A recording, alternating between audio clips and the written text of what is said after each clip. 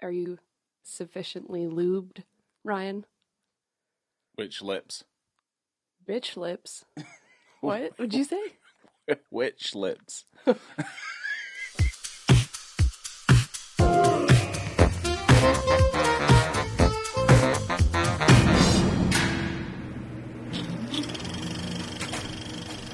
Hello there. Welcome to On the Beat, the podcast that uncovers full frontal male nudity in cinema. My name is Laura, and I am joined by my one, the only co-host that we have here today, Ryan. Oh, sorry. I awoke from my New Year's slumber, and this film put me right back into that slumber. And that sleepy film is the 2012 drama 28 Hotel Rooms, in the grand tradition, of course, of films starting with the number 28. Yes, it is. There's zombies in hotel rooms, and there's 28 of them. And they're all needing to go to rehab. They're all in unrequited relationships, and they kind of sit and talk about it for a very long time. Yeah. Yeah. Yeah. I want brains and commitment, you know. Yeah, so just so we're clear on this podcast, this is not a 28 days later. Yeah, Danny Boyle didn't have anything to do with this one. That was episode 7 of this podcast. It's not 28 weeks later, and it is not the Sandra Bullock rehab movie 28 Days. Oh, okay. I didn't realize there was another one. That's why I said rehab. Yeah, they love. I mean, you know why they call things after the number 28 because of 28 Days Later. I mean, that's obviously the reason why. Yeah, I mean, that's fine. I don't know if there's a significance to the number 28. Who knows? I know there's a significance to the number 42. Did we count the number of transitions in this movie if there was actually 28? If there isn't, then I'm going to have a problem. I trust that there were 28 different situations. 28 different rooms. 28 different rooms. Right, okay. So, the synopsis of this film, real quick, even though this is a horrifically long synopsis pulled from Letterboxd, is... Okay, I'm ready. While traveling for work in a city far from their homes, a novelist and a corporate accountant find themselves in bed together. It's like, whoops. What are you doing here? Hold on, there's more. Although she's married and he's seeing someone, their intense attraction turns a one-night stand into an unexpected relationship and a respite from the obligations of daily life. Okay. Hold on, I'm not done. Oh. Though a series of moments, some profound, some silly, some intensely intimate, we see a portrait of an evolving relationship that could become the most significant one of their lives. Yeah, that's very long. This is a film about an affair between a couple of people who maybe aren't the best people. No, I mean, I think from initially meeting them at the beginning of the movie, there's a distinct lack of attraction, certainly to Chris. Is it Messian? Messina. Oh, Messina. Messian. Where did I get that from? Chris Messian? I don't know. Because this is a messy film. This is a real Messina. I mean, to put it kind of flatly, it's a series of conversations in hotel rooms between these two characters. We never see any other characters. So it's literally we are subjected to the ins and outs of this affair, and we are kind of given highlights into what's happening in their other private lives as they are meeting to cohort with each other in these hotel rooms. That's really all it is. That's really all this film is. Yeah, which isn't a bad thing. It's just a little bit dull. There is a good movie in there somewhere, I'm sure. Potentially. But it's an incredibly... The word sleepy, I think, aptly describes this film to an absolute T. Yes. I do think it's shot relatively quite well. I think Doug Emmett, the cinematographer behind this film, you know, who shot things like Paranormal Activity 4. I think he's done a decent job of trying to make what looks like it's maybe 5 or 6 rooms that they had access to, and they make sure the camera is in a different corner each time, in order to make best use out of these rooms. But yeah, there are 20 different rooms, by the way. Oh, okay. Right. Well, or I was 20. My apologies. 20 different hotels. 20 specific hotels that they used, and some of the hotels they were able to get 2 or 3 rooms out of it, depending on what it looked like from the outside. If you had a different view, or some of the rooms were set up differently. So 20 hotels. Okay. Yeah, that's kind of what it feels like. I mean, this is an incredibly low budget film, or at least it appears to be a low budget movie. I think they try their best with the way it kind of looks. The tone of the film kind of reminded me a little bit of Code 46 and another movie called Upstream Color. So it kind of has it, but they're not as it's not as interesting as those movies, because they're kind of like sci-fi-esque movies. But the tone and the style kind of reminded me of those slightly better films. Yeah, that's... So I want to get into Matt Ross, who's the director of this film, but we were saying that Chris Messina is in this film, and there's just 2 people in it.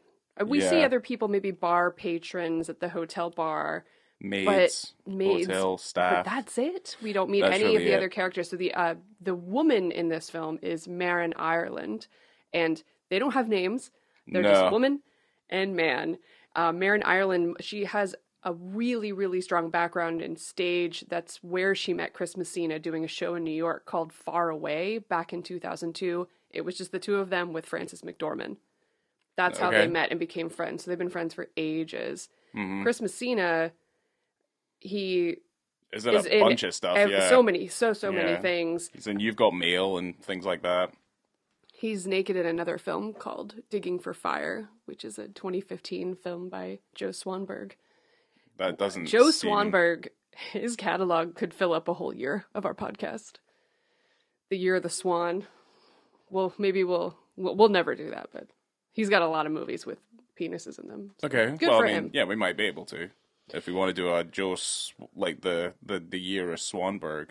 Yeah. The year the swan came in. The year the swan came home to roost. Yes, dropped all the penises everywhere. It flew by and dropped a big sack of dongs right on your fat head. Yeah. So Matt Ross is a really interesting person to have as the director of this film. And we've talked about him a lot because obviously we're doing this podcast, and you as a director and as a filmmaker, Ryan, I think it's interesting because he's an actor. Well, yeah, he started off as an actor. I mean, you can do more than one thing. I'm just saying, we know Matt Ross, a general audience typically as an actor. I'll bring up some of his acting roles when we talk about him a little bit. Well, I know him as Gavin Belson from Silicon Valley. Okay. I've seen him in a million other things, but I'll give it to you. Okay, so we're talking about Matt Ross, or if you weren't aware, his full name is Matthew Brandon Ross, in case you're unaware of what Matt was short for. But he is seen as an actor, director, and screenwriter, and somewhat cinematographer. But that's because he shot like one of his shorts or something. Anyway, it doesn't matter. Okay. So he's best known probably as an actor, right? So let's just say you brought up Gavin Belson for Silicon Valley. I had that written down. He's also Glenn Oldkirk in The Aviator, that Martin Scorsese picture. Oh, yes. Very memorable film. And he also plays, and probably more famously, at least to me, he played Lewis Carruthers in American Psycho. And we rewatched that scene before we started this, so I could reacquaint myself with who Matthew is. Where he kisses Patrick Bateman's hand. Yes. I love it. Yes, he did. I love that movie. But his filmography as a director is relatively quite small, as you might imagine. Starts off in 1997 with The Language of Love, which is the short film, which he probably shot. I can't really remember. Human Resources, which is also a short, which was in 2009. And then obviously we have the film that we're talking about today, which is 28 Hotel Rooms in 2012.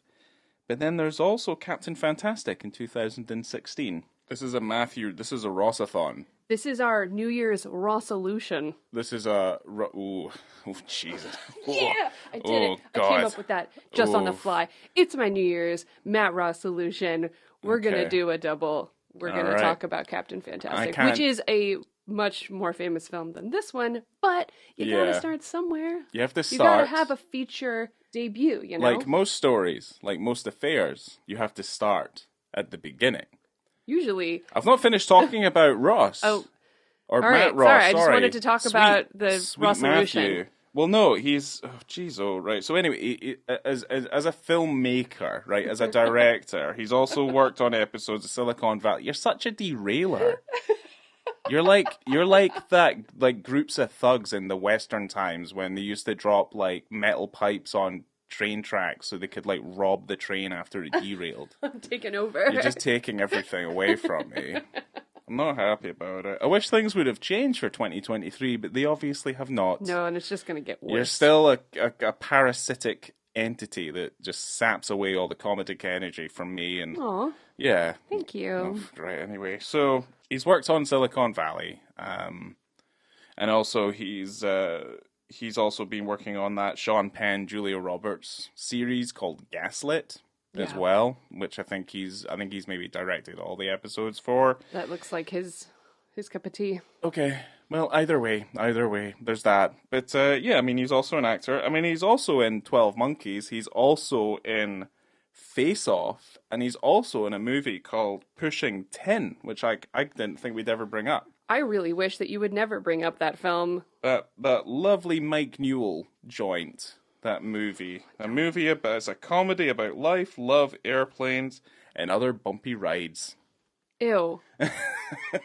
Don't bring up BiTTE in this house again. I haven't got a problem with the Big Billy Bob. I think he's okay. But keep bringing Billy Bob Thornton in this house. Keep bringing it up on the podcast. It's going to make me mad. Well, that covers Matthew. I've done everything with Matthew. And like you say, this is our New Year's Ross-olution. Yes. God, it's so bad. It's so awful. It's so good. So this is part 1. So we're doing 28 Hotel Rooms. Yes, we've been talking about that already. The sleepy directorial debut from Matthew Ross. This film is an unrated film, but when we watched it, it's streaming on Tubi right now for free, and it says TVMA. And you can imagine why it is on the podcast. We are going to talk about a wiener. But this is it's a movie about an affair. And so you can imagine that every time they get into one of these 28 hotel rooms, they're having sex. So it's a very sex-heavy movie. I would not call this a sexy movie. There's nothing really very sexy about it. Everything's quite blue. It's very it feels very bleached out. Like there's a lot of overexposure in the whites. But I guess like with that, there's a distinct level of like detail in the film. There's nothing groundbreaking in this. I mean, I'll kind of put that out there. Like, there's nothing groundbreaking about it. It's very much at its heart low-budget indie movie. Yeah, I mean, a lot of this movie is improvised as well. They had a script. You don't say. And but Matt Ross wanted the actors to kind of feel out their characters and change things on the fly if necessary, if it didn't feel right for their character, and so on and so forth. As a result of that, though, it does feel a wee bit wandering. You know, I was kind of hoping to kind of be drawn into a lot of these musings and stuff that they have, but these characters are relatively unrelatable. Now, unless you're a novelist, and to me, I was like, this Chris Messina guy, he doesn't look anything like a fucking novelist. But then also with the other character, Ireland, there's nothing really particular, like, at least for me anyway, there was nothing particularly attractive about either of them that I could latch onto and seemingly understand and feel like I was following their story. Well, I think I can understand how you would set that up in the film. These are two people that are just attracted to each other physically, and it takes a long time for her to open up about herself and to open up about her life and her job. I mean, one of the first times we actually see them have a real full conversation, they're in bed together, and he's asking her questions, and she doesn't want him to even really know her name or anything, because I don't think she wants to get attached to this situation, which obviously doesn't go her way. No. But, no. I mean, the movie, it opens with sex. There's butts. Oh, I thought you were going to say it opened with the oscilloscope logo. Because this is part of the oscilloscope saga, as we're finally beginning to understand. Yeah, our last movie was one of those as well. Yeah, so it does it. It opens with, I mean, I was going to say hard sex. Yeah. It opens with a hard zipper pull where I was just like, wait, hold on. I know, that was just do that. Violent zipper pull. Yeah. She pulled it down. I go, you would worry. What if he's not wearing underwear? Or... What if his dick was pressed against that zipper? Yeah. Because if he's ready for sexy times, he might have had a little bit of a boner. Also, this is 2012. This is back in the day of skinny jeans. Yeah, has he not seen... What if he had tight trousers on and it's all pressed up against there? Could have been. And you pull There's something about Mary. You just took what I was going to say. Yes, there's a something about Mary moment that could have potentially... completely soured this affair. You said I was sucking all your jokes. There you go. I got you. Exactly, like a fucking comedic leech. And I do think that there is kind of a wibbly-wobbly time element to this film. I don't think that it's complete. It obviously isn't completely chronological, because it opens with a sexy time. And then it's like we're going to their first meeting, but we're not. When they have the chocolate explosion cake. Right? They see each other from across a hotel restaurant. Yeah. And he orders a chocolate explosion. Well, here's the thing. I mean, I like the fact that maybe like the film opens on their sexy time, right? Rip. And then it's the opening title, and then it's the meeting just before that sexy time. Yeah, it runs fairly chronologically. Because it just didn't. It's kind of weird. There's an parts obvious passing of time of like where beards and people are like facial hair is changing. Someone's wearing glasses. Obviously, someone's getting older. But there's also kind of this evolution of. Because they're having this affair, but they're also living their own lives outside of the affair. So obviously one is married, she ends up having a child. Same with, he ends up meeting someone and then ends up getting married, but they continue this liaison that they're meeting and going as, I guess they're traveling over the country because, I mean, as an accountant, do you find yourself traveling around the country quite a lot? I mean, I guess she goes to like seminars and things like that. She goes to those conferences, which I'm assuming would send you all over the country. Yeah, Matt Ross was saying that he wanted jobs specifically that would travel. So he picked that job for her character, which some sort of accountant for big businesses. And then I do believe Chris Messina's job was different, originally written down, but the two of them collaborated on the script together. Okay. Matt Ross wrote it, but he collaborated with Chris Messina, and Messina was adamant that he wanted his character to be an artist. Right. So he picked author, which Matt Ross did not like. I don't like it either. He didn't personally. Like it, but Messina was just it felt like persistent. It felt like they'd gone with the artist thing up until the point of getting into wardrobe, and then they changed it at the very last minute. And then they start talking about their book. Because I'm sorry, and this is no offense to Messina, he doesn't look like he can write much. Okay. I don't want us to gloss over the chocolate explosion, because when they first meet, and then Messina starts talking, and I'm just like, oh god, he's like a bro.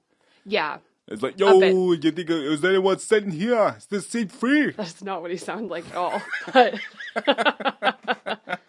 I mean, it's pretty much. He's like, oh, you speak English? It's like, he keeps asking her if there's anything good to eat there at this restaurant. I assume they're having dinner, but then he just orders a chocolate explosion cake, right? Which immediately makes you think of someone destroying a toilet bowl. Yeah, with violent diarrhea. Violent chocolate explosion.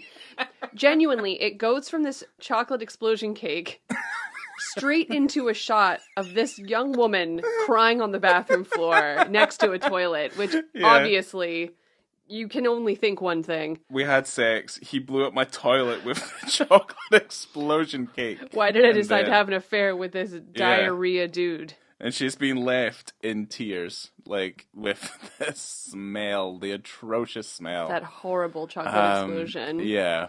I mean, obviously, the reason she's crying is that she's come to the realization that she's cheated on her husband. Yeah. And I think that's really... There's a distinct lack of empathy from her side for any of these men in her life. No, I mean, she cries all the time. No, she doesn't. She cries constantly. She says, I think I might be a horrible human being, and she's not love wrong. him. And then there's times where she's saying that I should have left him ages ago. But then, Ryan, this movie has a scene where our main character talks about getting a blowjob as a child.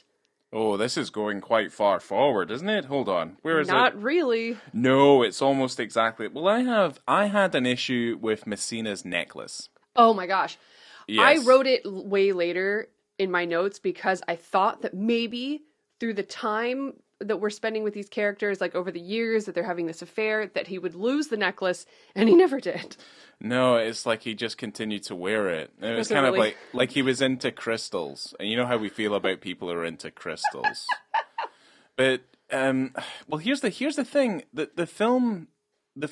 you immediately kind of feel like, oh, this must be improvised because they're not talking about anything that's interesting.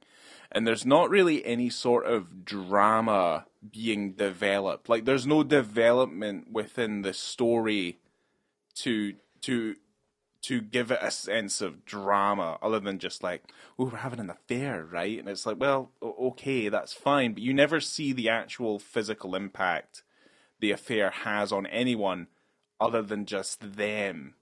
Yeah, and you're just watching two selfish individuals try and deal with something that they're doing voluntarily. So, but they do have conversations. I mean, effectively, the film is just made up of them just having conversations about things that are relatively quite random, and some of it's about the relationship. Blah blah blah. So blah. it's pillow talk. It's pillow talk. It's the kind of weird conversations you have post-coital. Yes. And you kind of get to learn a little bit about each other. You ask about your sexy times. We've all been there, yeah. He we'll asks talk her, about your dildo fantasies, Ever been pegged? Anything to do with the asshole usually comes up. Why not? What does it look like, Do you have a photo? Yeah, or like what happened, and then you start examining genitals and stuff like that. Like, what does your dick look like when it's soft? That sort of thing. Okay. Like a little Or mouse. you could just ask, he asks her, have you ever been with a woman? And she says no. And he offers up this story about how when he was a boy... Oh, this comes completely out of left field as well. They really kind of perked us up. It was intriguing. He said when he was a boy and he would play G.I. Joes with his friend would nurse him back to health like he was a soldier by giving him a blowjob. And then he says something horrific. Yeah. Where he says that he couldn't come because he was too young. Yes. And then it just cuts away to a different conversation. And you're like, what? This movie has a conversation about little boys getting blowjobs, and it's like nothing happened. Yeah. Like, it's not a crazy thing to say. The power of improv, people. Yeah, maybe don't give them that much freedom, because or keep it in the film. Or cut it out. Or just cut that thing out, because obviously it's way too jarring. You can't have that still in the movie. Like, I don't know. Like, it's like if we had pillow talk and I was just like, yeah, well, one night I hunted down a homeless man and then I took his face and I wore it for about 24 hours. This was great, right? It doesn't. Can't wait to see you again. It's jarring. It's it was kind of strange. it's what you would expect the crux of your story to kind of stem from as well. Is, I guess, divulging trauma as a youngster. And you would, exactly. You would imagine that this would have opened up a conversation about childhood traumas. Yeah, like doubt. But they don't. And they just change to a different room. They just continue on. La-di-da. So I guess structurally, this is an interesting thing to kind of put out there. But the way this film is kind of put together is, I guess every time there's a major scene change, the room number changes. So I guess that is what's illustrating the transition between all of these different hotel rooms, hence the transition of extending out time. Yeah. But that's just an editorial thing. That's just kind of how they tell this story. There is also a scene in this film where he's painting her toes. I hate it so much. I hate a scene where a man is painting a woman's toes and it's meant to be intimate and romantic. Yes. But they don't know how to do it well. It's always bad. Well, here's the thing. I don't know if have you ever and who brings if you're on a trip, who brings polish with you? I mean, to be honest, Laura, it feels like in the writing of this film in general, they've plucked out like what things that they can do, like actions they can enact for these certain scenes to kind of like stretch it out a little bit. A massage? I mean, I guess a massage. Something like that you could do. They never did a massage with each other. Have you never done anything? I remember doing that with an ex at some point. You painted someone's toes? Yeah. Were you good at it? I got better at it with a little bit of tuition. But the thing is, I mean, she also was like, she would also be like, well, that looks like crap. And I was like, well, why the fuck did you let me do it? Like, I mean, that's kind of the whole point. I was like, I'm sorry, it's rubbish. It's not intimate. It's not romantic. It's weird. And she also had like kind of gnarled, like toes. Because they keep on pointing it out to the point where like on a couple of her like tiny little toes, it doesn't look like she has any nails whatsoever. And they use that in order for us to know that she was a dancer at one point in her life. That's or maybe she has wasn't. No she wouldn't answer the questions, though. She wouldn't answer them. So he kept on kind of bringing stuff up, and she'd be like, and she just kind of hum her way through the whole thing. That does not negate the fact that those toes were kind of gnarled, non-existent, like horrible little things. Kind of. I've got pretty gnarled up toes. Wait, why are we talking about toes? I don't know, because I thought it was like the crux of that moment. Here's another thing, is when, during the scene, he explains that it'll completely turn him off if a woman has funky toes, yet he still loves her.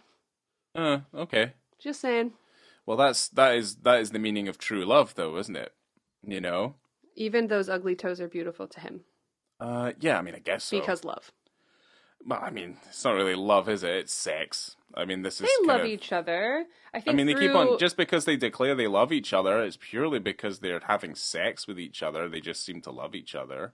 You don't think... If they really loved each other, they would get together, and they would make steps and moves to make it work. But they're just kind of going through this perpetual cycle of just pretending that this is what they want, when really, in actuality, that's not what they want at all. If it was, they probably would have tried harder. Of course, they would have tried harder.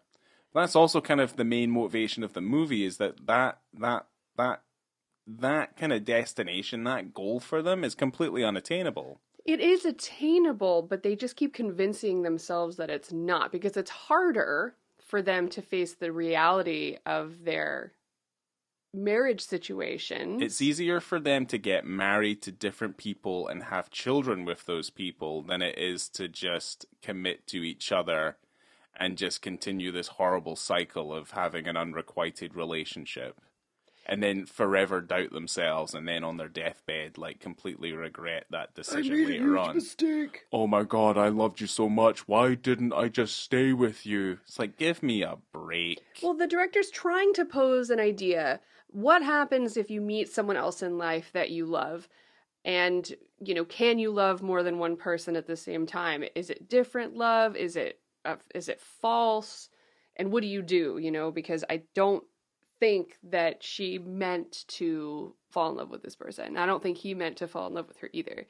But they kept forcing themselves into this situation, making it way, way more difficult. If you just had a one-off, a toodly-doo, and then it's over, then you don't, then it's fine. You can kind of think it away, I guess. I mean it's not fine. It's still, you shouldn't do that. You shouldn't be cheating on your spouse. If you're cheating, I don't know, I'm blowing up cheaters out here, but I think that if you're cheating, there's obviously fundamentally something wrong with your own relationship. Yes, Unless I it's mean, an I agreed guess upon so. thing. I don't know. I don't know.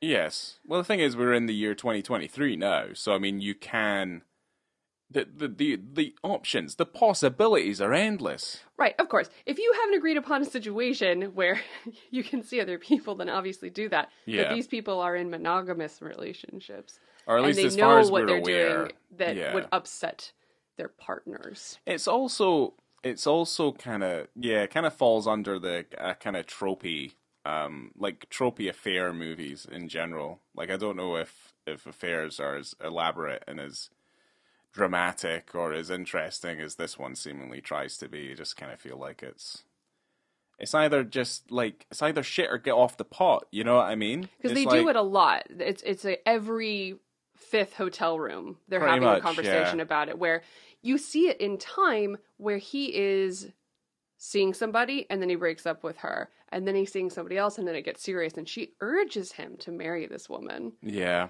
And she says it's never going to work for us. But then there's times where she goes back and says, I should never have married him. Yeah. There's a scene, Yeah. and I know that we're jumping around. There's not. There's not really a structure to this No. movie because it every single scene for the most part follows exactly what we've just spoken about. They're all They're all contained really much the same, yeah. scenes. Yeah, they're all pretty similar. Yeah. Except for that one Clockwork Orange scene that's all sped up. It's the one scene that stands out like a sore thumb, and it's after a period of a lull where they're like, we can't see each other anymore, but then they can't stop seeing each other. Yeah, So then there's they this just end whole... up just going back at it again. Yeah. You know, and it's kind of like after you've seen that 2 or 3 times, from like smaller moments in the scenes to like bigger moments that have like slightly more dramatic effect, you're kind of getting a little bit bored and tired of it. And this film's only 88 minutes long, and it feels like it's 2 hours by the 55-minute mark, or at least that's how I felt when we looked at the timer. There was a moment where you started screaming. I almost started crying. Yeah, I thought I was getting very bored of it by that point. Well, would you like to talk about a scene that happens about 36 minutes and 5 seconds into the film? I mean, I was gonna talk about the pubes. Like, there was a bit where you saw her pubes, and you just started screaming pubes when we saw the pubes. I did, yeah. You don't get to lay your eyes upon that as much as maybe one would imagine.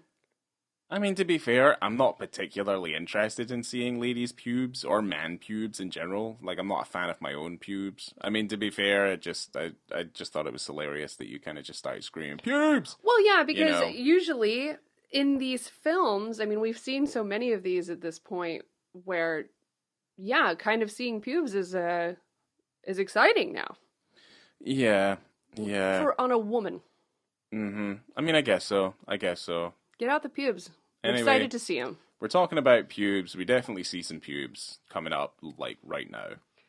Yes. So it's hard to Yeah. explain when this comes in. I know that it's 36 minutes into the film. Yeah. But there is a scene that I think people most, if you know about this film, that this is the most recognizable scene from the film. Yeah. Where they get out onto the balcony of their hotel and they are naked.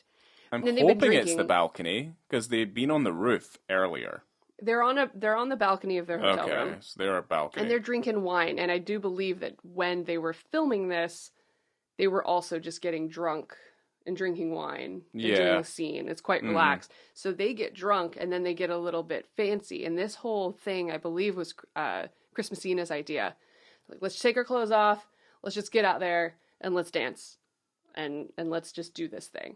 Okay. So they get out onto the balcony and they're dancing, and then there's a point where he half kind of jumps onto the ledge of the balcony, which really freaked me out. Yeah. Because he's drunk. Aye. But then he starts yelling down at the people in the street and just asking, did your lives turn out just the way you thought it would? Yeah, that was annoying. You thought Yeah. I I thought it was a little annoying. Oh, okay. He's kind of saying it from a liked it. position of power, and it's obvious he's You like... think it's out of a position of power? Of course it is. It's I not think like it that was moment out in of- Almost Famous where he's like, I am a golden god. Like, he's all fucked up and shit, and you're just like, wow, that's pathetic. But the thing is, he's projecting his own self to these people that he's asking the question for. because he's not happy with his own life. Right. Yeah. Well, I don't think it's out of a position of power. I think it's out of a position of feeling weak. I'm pretty sure the way that I said it. Or out of control. Yeah, the way I said it was incorrect. Oh, okay. So I'm admitting that now. Very strong of you to admit when you're wrong. That is, yes. I mean, I'm always wrong. Anyway. So he's dancing around. They're both naked, and yeah, you get a. This is the penis scene. Yeah. It's fine. And I guess in a question of whether or not it needs to be there, I don't know. It probably could have gotten away with it not being there. Yeah, I mean, I guess so. Contextually, I mean, this is a film about two people who meet up to have sex. Right. And when the film started, and the way that the film is kind of structured, at least from the off, like from the opening moment, it's like, we're fucking... And then it's just kind of continues down that thing. It's not particularly sexy, and the sex kind of just stops at one point where you don't really see any sex. There's not a lot of nudity.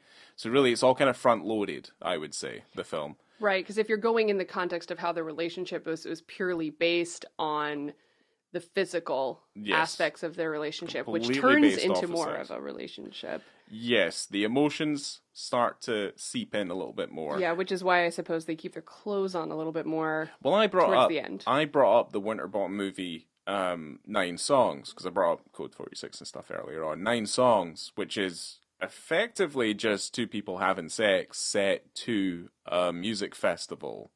So kind of structurally, it's a little bit different, but at the same time, I was like, is this what this film is? Is kind of like, it's unrated, it's going to have this this sense of like this relationship, this affair. It's going to be incredibly candid, and we're going to have these kind of messy conversations, and it's just basically going to be very much focused on the sexual element, which this film just kind of doesn't have, really. Like, there's not, that kind of just stuff starts to kind of dissolve and disappear after a while. What, the sex? The sexy stuff, yeah. Yeah. Well, yeah, like I was saying, I think it's just simply because it turned into more of them getting together because they had fallen in love and they didn't know what to do about that. It became less about the sex. There was a moment where he shows up at the hotel room late because his flight was delayed.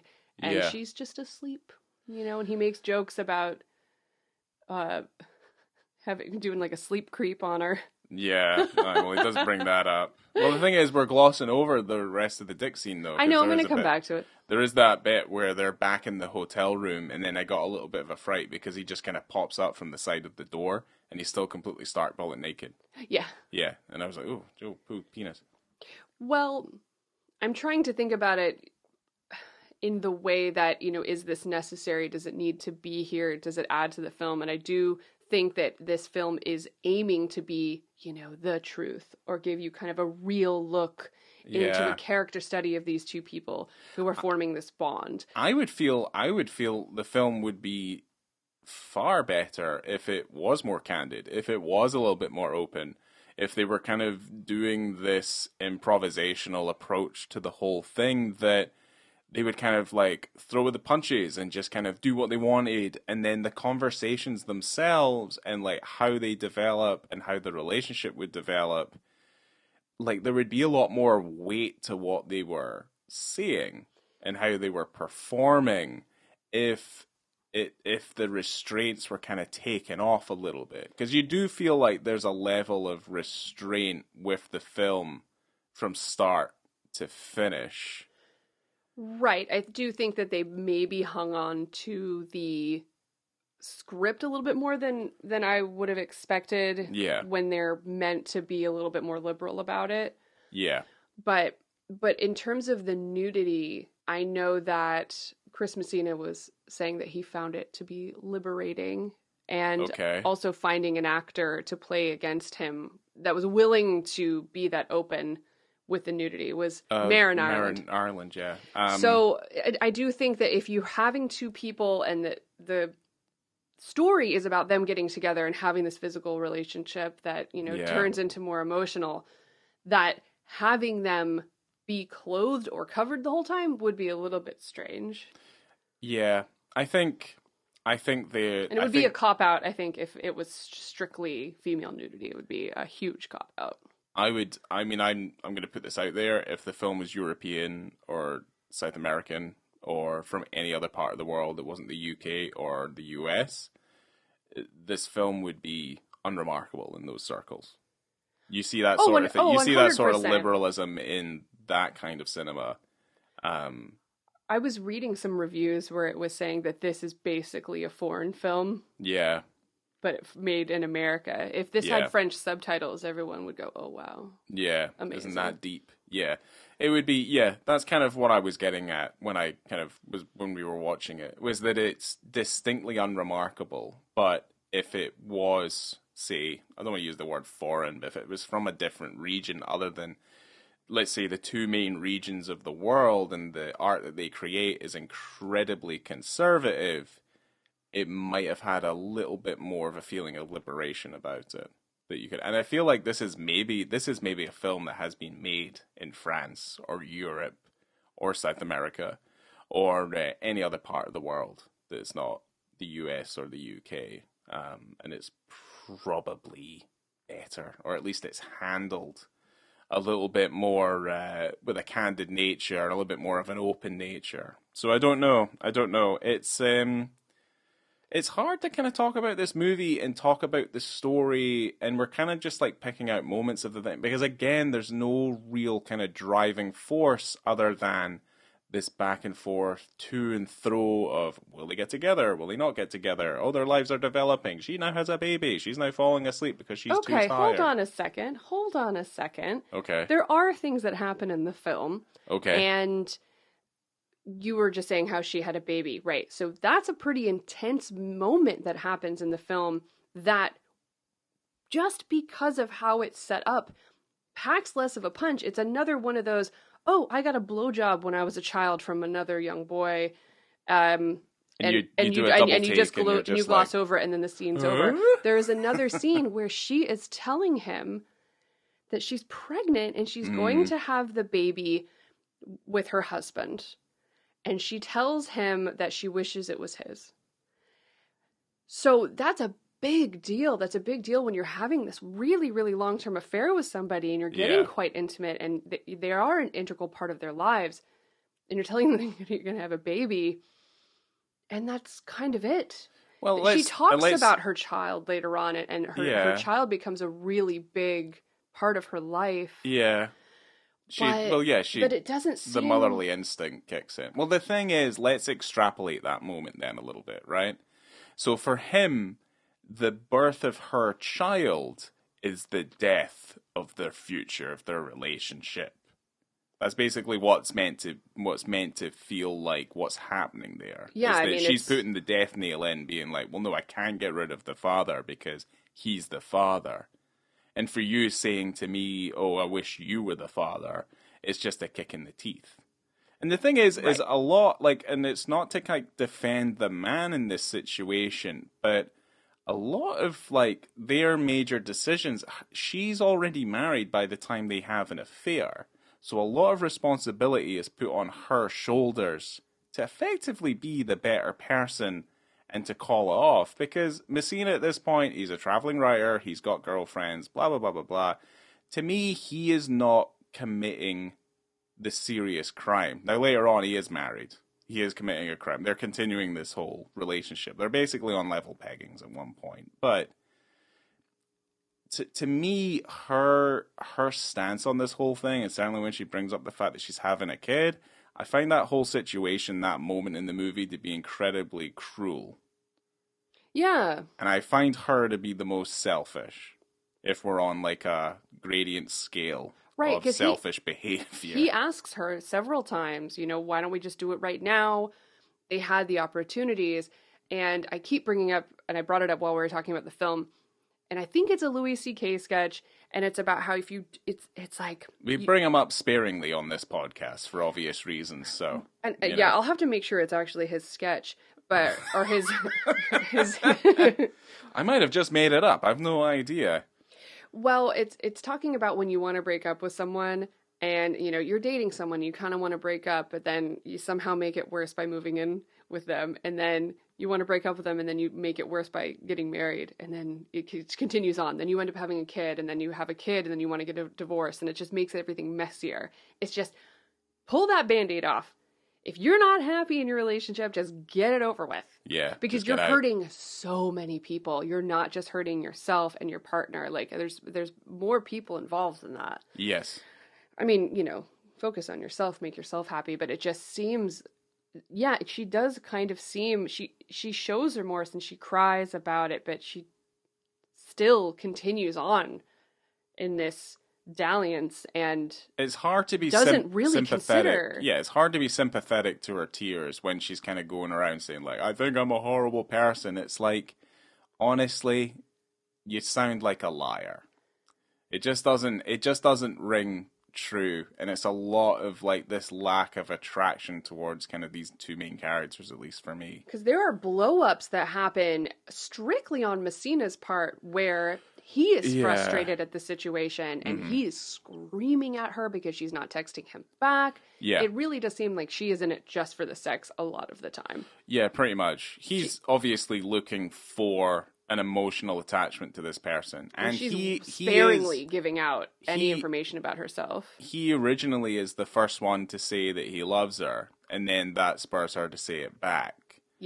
But it doesn't really ring true when I guess the rest of the mumbling conversations continue, and they have arguments, sparing arguments, obviously. It is rough, some of the arguments they have, and I mean, I was saying to you, because you'd said, I would never speak to you like that. And I go, yeah, it would be divorce. He's hitting walls, and he's screaming in her face. Simply because she didn't text him back. Earlier it was all about a text message. It was, know, and I'm like, oh, no. I don't adhere to that type of violence. But I guess, I mean, obviously I wouldn't speak to you that way. We're in a, well, I was going to say we're in a relationship. We're married, Like, our relationship has, comparatively, certainly in my own life, has been such an easygoing and natural experience for me. For these, thanks, dear. For these people, well, the thing is, like, it doesn't need explaining. It's like when we decided to get married, we just had an off the cuff conversation about it, and we were just like, well, that seems like the natural progression of what we're going to do. Not to feel robotic about it, but to us, we've never really suffered any surprises in our lives in this relationship. You know what I mean? We've just kind of dealt with it as adults, and we're kind of doing it. It's almost as though in their relationship in the film that they never established those type of rules or boundaries. Do you know what I mean? So that's why she's kind of keeping it close to the chest, and he is just exploding because they've never had that type of time to understand what her boundary lines are and what his are. So, I think that people would typically have those if they spent more time together. Of course, he says at one point, I get you 1, 2, maybe 3 days, and then I don't see you for so long. Yeah, but also I kind of feel like they're not setting up those boundaries because they're just not taking the relationship seriously enough either. Right. So, especially not certainly since it's predicated on the fact that even like later on into the film's life cycle effectively is that it is predicated purely on the sex thing, which is when we bring up jokes about like the sleep creeping. Yeah. Because that's all he seems to be interested in, is he's just going to have sex with her while she's asleep. Oh, no, I do really think that he wanted more out of it, which is why those kind of explosive emotional reactions from him, they do come out of left field a bit. They feel a little bit out of place in the film because she is so muted most of the time. Yeah, it's back to this riveting piece of drama. There is a moment, so they start kind of asking each other a little bit more about their relationships, and they start little by little kind of giving each other more information. There's a moment later on in the film, really quite close to the end, where he asks her, how does my penis compare to your husband's? Yeah, that's a bit weird.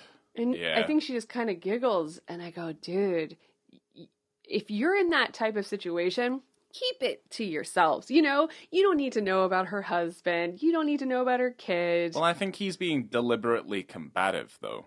Oh, no, of course, because it's a dick measuring contest. He says it right in the beginning of the film when she calls him to have, another tryst And he's like, is it because of my penis? Because you missed my beautiful penis or whatever.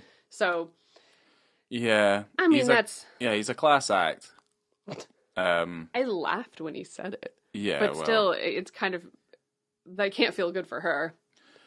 No, I mean, yeah, I mean, that's the thing. Like, it's like unrequited bonerage. Like, this is all this kind of is. Like, it just continues for months and months and months and months, and they just torture each other. Yeah. Years. Just torture each other as they're going through their own, like, relationships. Because they obviously need relationships in their lives. There's even a moment where she's on the bed with him, and she's on the phone with her husband and on the phone with her child. Yeah. Like, it's just a casual thing. Mm-hmm. And that's rough for me. Yeah. It's like you have your husband on your ear so close to you while another man's kind of draped around your body. Yeah. I'm like, oofed. That's just rough. It is pretty rough. And I mean, I think, yeah, I mean, sad. they're suffering. I mean, say suffering. They're suffering through this moment that they're just like, they're feeling so guilted and guilty of the situation and what they're putting people through. But yeah, I mean, the people in their lives are none the wiser, which tends to be the case with most affairs. I mean, I don't know if you've ever been cheated on yourself, Laura, but I definitely have done. If I have, I never found out. Yes, and I guess like that is the crux of what's going on there. I mean, what else is there to cover here? I genuinely have one more thing. Two things I want to say before I have fun facts for you. Is it about her scolding her hand? No. She does do that. That's such a tropey thing as well. She's like, I feel terrible about myself. She tries to scold her hand under the hot tap. I'm like, right, okay, whatever. Give me a break. That was weird. There is a second moment where the man blows up. It's man and woman, by the way. They don't have names, so it's man, woman, classic.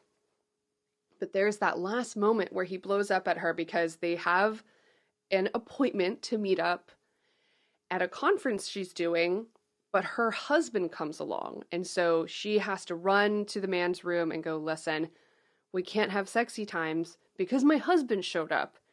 And the man goes, well, we need to tell him now. It's over. Let's tell him. Let's get this out of the way. Let's get this whole ship a-sailing so we can be together. And she just says, I'm never going to leave him. I thought you knew that by now. I'm never going to leave him. The man freaks out. He just absolutely blows up, but he's like punching walls. He is pushing her with all of his might out the door. I hated it so much. You're physically being violent with her at this point. And yeah, I don't know. She kept saying she's never going to leave her husband. And I'm like, maybe you're making the right decision because this guy seems like he's out of control. He calls her a cunt. Yeah, but here's the thing. She comes back, and I mean, not to like reference the end of the movie, but they make a decision, like a pact, to within 6 months' time be together full time. I highly doubt that. Well, I guess that, like I say, there's obviously like this this continuous vicious circle that they have found themselves in of ordering exploding chocolate cake and continuing on with this facade that everything's okay in their lives. But I mean, that seems weird anyway. There's a strange shot that holds on her. Obviously, they couldn't get a shot of her just turning to look at him, so they did it in reverse. Of him, obviously a shot of her looking away from him, which looks odd as fuck. That was very strange. Yeah, you ever see someone blinking in reverse? You can tell. But yeah, it's a weird thing to have happened. Do you know how many hours of footage they had to edit? Probably thousands. Oh, they had like 49. They had 49 hours of footage? Yeah. That's not a lot for a feature. Oh. For an 88-minute feature? That's not a lot. Okay, well, I thought that was a lot. Oh, no. I'm not a filmmaker. No. I'm an anthropologist. I mean, that's like child's play in comparison to some filmmakers who... They had different endings that they filmed. I mean, they didn't even know what the movie was going to look like when they finally had it together. They had several different endings. They had different content. Because this film just kind of ends. Correct. Yeah, it just kind of ends. Because it started as a kind of wandering mess. It ends as a bit of a wandering mess. With some level of resolution. And I say that in very commas. Resolution. So. Yeah. Yeah, yeah. It's a claustrophobic piece of filmmaking, but I just don't the thing at the heart of it, the fundamental crux of the film is their relationship, and I just don't think it's great. Okay.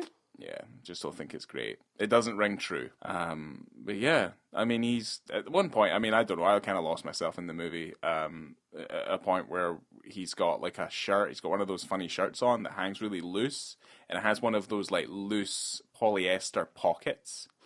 That if you were to put anything in it, because it's obviously really really small as well. So if you put anything in there, it's falling out. It's falling out if you bend over.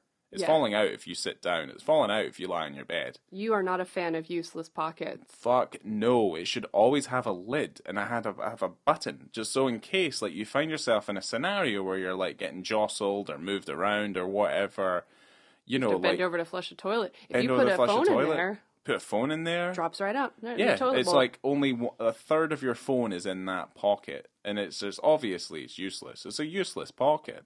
It's fashion, Ryan. Fashion. It's called fashion.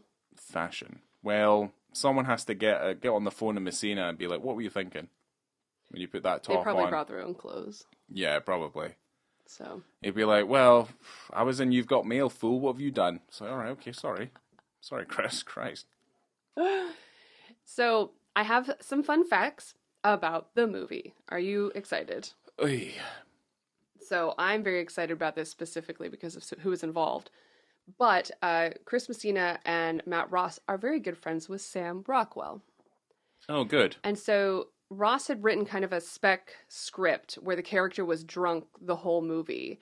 And Ross asked Sam Rockwell if he was interested in doing it. But Sam Rockwell had just played like 3 drunk dudes in films like in a row.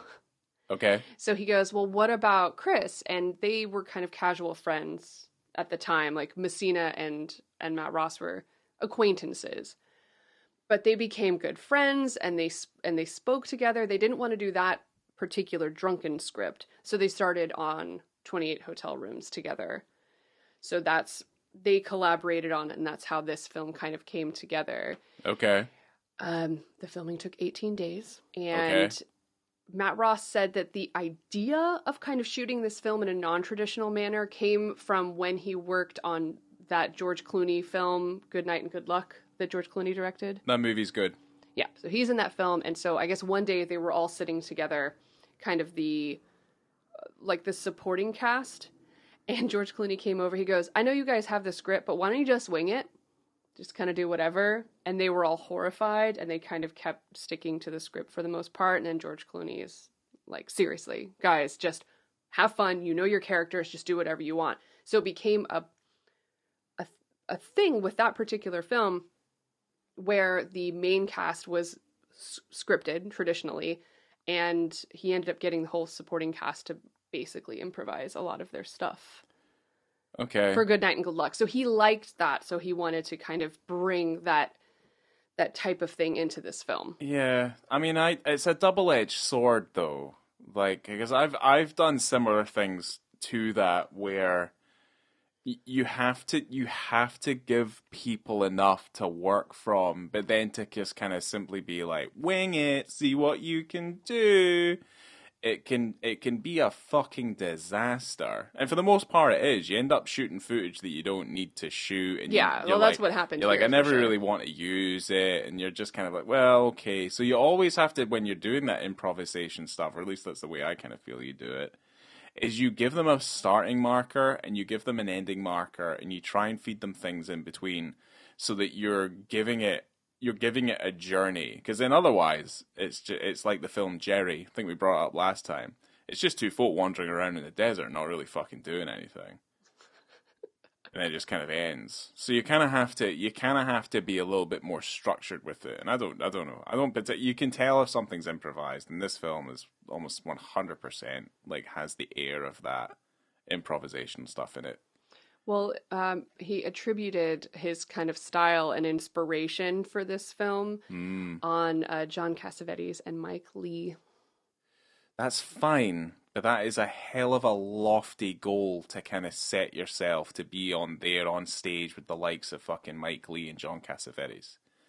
two very accomplished filmmakers. And also, I'm going to put this out there as well. I know quite a lot about Mike Leigh, and I know probably a lot more about John Cassavetes and their processes and stuff like that. But it's not as simple as just saying to someone, wing it, and then gold seems to happen. That does not happen with those guys whatsoever. Well, we're making assumptions about what it was like on set. I don't know how they got through this. Yeah, who knows? I doubt he said wing it. I hope not. Don't forget that this man has worked with the likes of Scorsese and John Woo. Right. Who else? Clooney. John Woo, Clooney. What else is he fucking... All the big ones. Mary Harron, obviously, who did American Psycho. 5 stars. Who else? Who's he fucking worked with? Terry Gilliam. Oh, yeah. Well, I don't know. Can you read that quote that he says? It irritates me slightly of his transition from being an actor to being a director. That quote kind of irritates me slightly. I don't know if I have it written down. Did I say it to you earlier? You did say it to me earlier, and I was just kind of like, oh. Well, because he started out as a stage actor, and someone had asked him, how did you transition from acting into directing? He goes, well, I've worked with these directors and, and being an actor. I don't know, he said something like that. What was annoying about that? I think it was just kind of more like, well, you know what? It would be easier for you when you've got access to these well-established, credible directors out there to make that viable transition into being a director yourself. Of course you would. Of course you would. It's like, I've worked with Scorsese, Gilliam and things, and I felt like I could give it a go as an actor. You're already within those circles, sir. Of course you can. It's not out with the realms of possibility for you to do that. But yeah. it's very much kind of clues into me. It's the who you know in the industry. It's not what you know. It doesn't really matter what you know. It's who can put you in the right door at the right time to give you that opportunity. Right. But I don't know. We're yet to cover Captain Fantastic. I don't know if it's at the same levels of what 28 Hotel Rooms is, but I want to tell you right now. As debuts go, 28 Hotel Rooms is a little dull. Captain Fantastic is exactly like it says in the title. It's fantastic. Okay, it's Captain. Did you? This does not have any awards.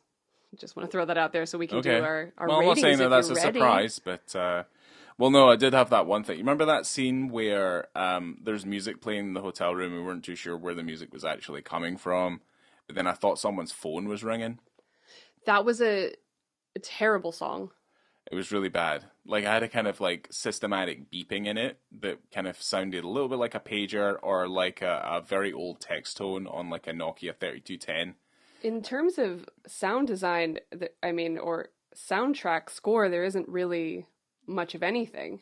It's because it's trying to depict real life, Laura. There's two instances of songs. There's not a soundtrack to your life. It's not like you walk into the kitchen and you hear bum bum bum bum bum bum bum bum bum. I really hope that sound would never happen if I was walking around the house. I'd be, especially to the kitchen, right? Bum bum bum bum bum. Looking for a tasty snack. Exactly. There is no. Well, we could go into a debate about diegetic and non-diegetic sound and stuff like that, but we don't need to. We don't need to. That's the thing. That's that debate, and we're not going to go into it just now. But soaps do that really well. At least UK soaps do that really well to characterize their environment, and that you hear a song playing on a radio and stuff like that. That stuff really helps to flesh out moments and make them feel more real. Which is what probably could have happened in this movie. Yeah. So in terms of rating, I'll go ahead and go first if you're ready. You go first, so you can be the sounding bar to my. I'm just going to do them both. Yeah. So in terms of the visibility and context for that male nudity, I'm going to give it a 4. Okay. I'm going to give it a 4. Because there were times... The only scene in the movie of any worth. Yeah. Well, it does happen twice, which I didn't actually catch the second time, which is kind of why I downgraded a little bit. I go, okay, there's 2 scenes. It's kind of a continuation of that moment, though, or 2 so it's shots. slightly different. Yeah, it's a continuation. The so balcony really scene matter. I really liked. I enjoyed it. I had fun with it. It was nice almost for once to see these characters just like letting loose, because if you're having an affair, you want it to be an affair. You want to have a fun are, time. Yeah, your inhibitions you're are free. You're letting loose your floaty. You're being your true self with somebody else. You have no responsibilities in this moment. You're completely free. And these people are totally free. They're naked, they're dancing, they're drinking, they're having a great time. So for that, I can appreciate that. That seemed like a great time. It seemed like something I would like to do. Yeah. Just get out there on a tall building and just shake my rump a little bit and scream at people on the street. I don't know, it sounds like fun. So 4 stars. Again, I think we talked about it a little bit earlier in terms of, is it necessary? Did it need to be there? I do agree it would be a bit of a cop-out if you have too much female nudity to not reciprocate that. I think that is unfair. So, yeah, but this film doesn't really do that anyway, I don't think. No, it's not. Despite how they are naked quite a bit, I never found it to be gratuitous. No, there's not an imbalance. No. Well, there could have been more of it. I feel like that's true. Yeah, that's probably my only argument with because it. I do think if you're in a hotel room, you act differently in hotel rooms as well. And it's not just about the affair, but when you're in a hotel room, you do things a little bit differently. It's not like you're at home. I wouldn't feel the need to get dressed. No. If that's what I was doing. Like, I would be naked the entire time. You open the door, you beep your key, you pop in there, you close that little security lock, clothes are off.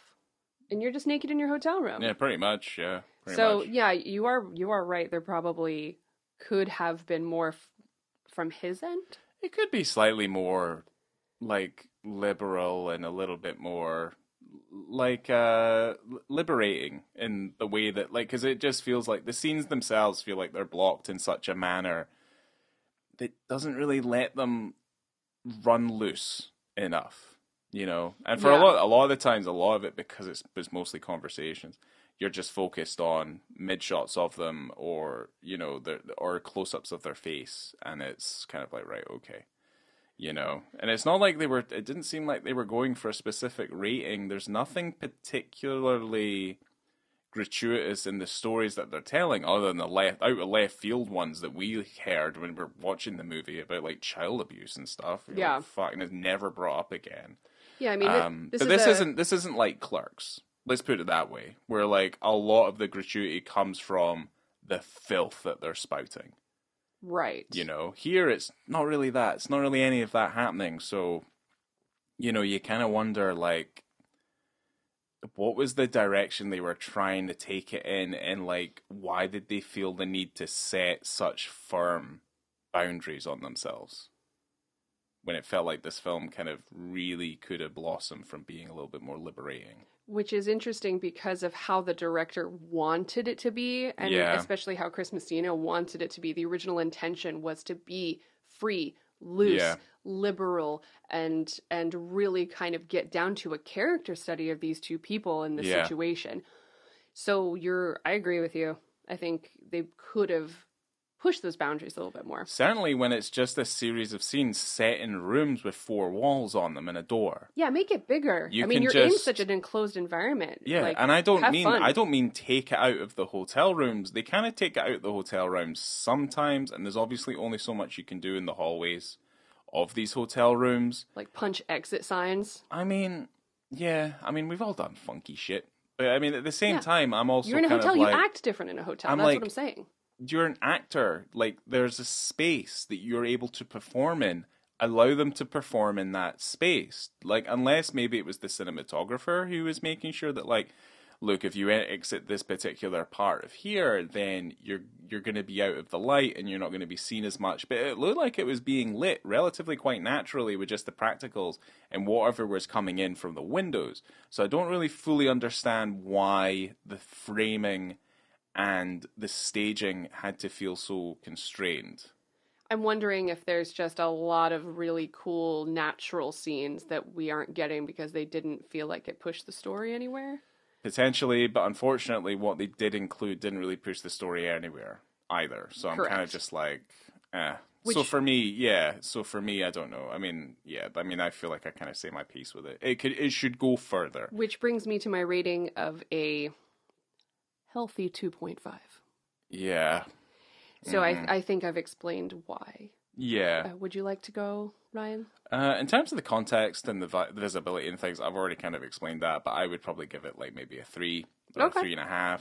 I think it's fine. I think the film would benefit from having more of it. And I think at that point it would be a little bit more memorable if it did have more nudity in it. But let's say it took more of a BiTTE approach where it kind of has a balance of male versus female, so it doesn't feel too kind of female exploitative in that kind of sense. Yeah, it would definitely would have been more beneficial to have that casual nudity, especially casual hotel nudity.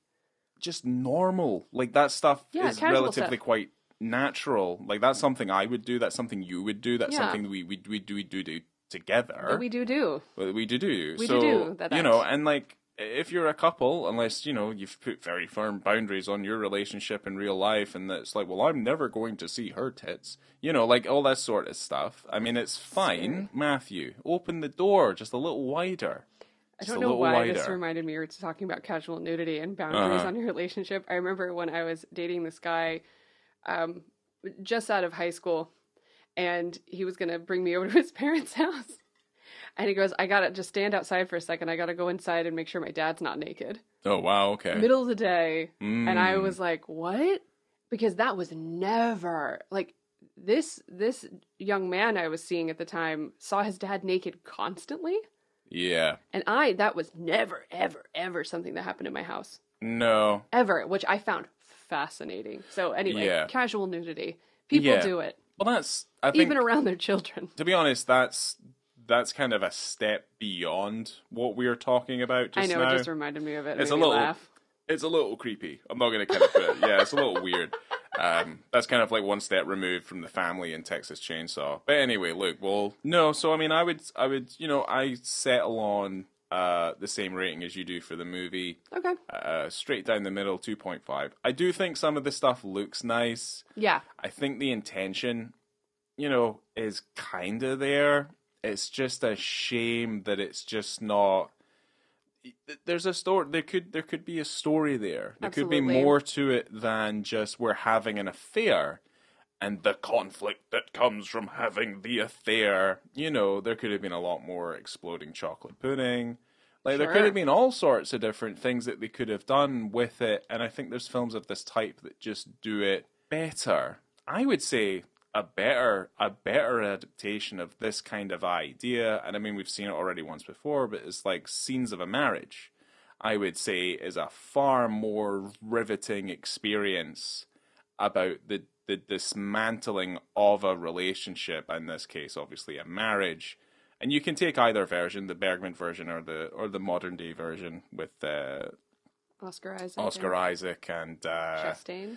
Jessica Chastain. So I think you're right, and I agree that there's a lot more that could have happened, and I do think that there's a good story there, but maybe the execution isn't as good. But it's a good effort, I suppose. Yeah, it gets a B for effort. Yeah, I guess there are some nice shots. It's a strong C+. It's a good first try. It's a good first we get to try. See in a couple of weeks what his second effort looks like. Yes. And we get to talk about Vigo again. Yay. Anyway, well, thank you, Ryan.